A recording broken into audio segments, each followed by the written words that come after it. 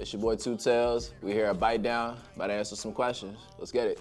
If your ex wrote a book about you, what would the title be? Realest nigga living.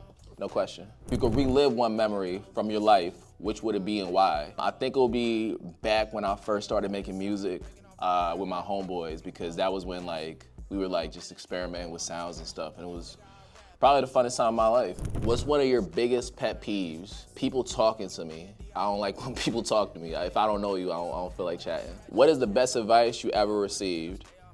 Keep pushing. Sal Too Funny said that. Keep pushing. Shout out Sal Too Funny. What is your dream collab? It'd have to be with someone that wouldn't body me on a track. I can't get outshined. So someone that's not completely ass, but not completely good. Cause we gotta, I'm not gonna get bodied on my own song. I don't know, there's a ton of people, but I can't answer that, but that's how I answered it. Where do you see yourself in 5 more years? I don't know, but I know that I'm not gonna stop pursuing being a creative, so taking this to the next level in any way, shape, form, or facet. Who's your top 3 artists in CT, not including yourself? I gotta include myself. I can't not include myself, so I'm in the top 3.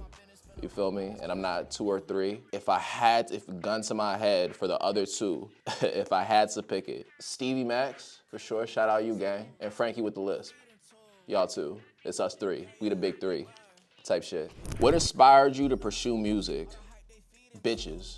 Who are your biggest musical influences growing up? Lil Wayne, because he developed the swag and the style, the sound. Nas and Biggie and Jay, because they taught me to focus on lyricism and also swag and persona on a song. I guess my last one would kind of have to be lean towards Drake.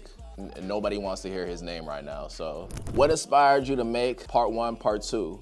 That's self-explanatory, right? Part 1 of the song is part 1 and part 2 is part 2 with TEWW, because that's my brand, you feel me? And I always like to keep things interesting, so y'all go check out part 1, part 2. What's a red flag for you in a relationship? What is a red flag for me in a relationship? I see red flags and I think it's a carnival sometimes, so. I guess a red flag for me personally in a relationship is if your breath stink. Because why does your breath stink? You feel me? Type shit. Bite down.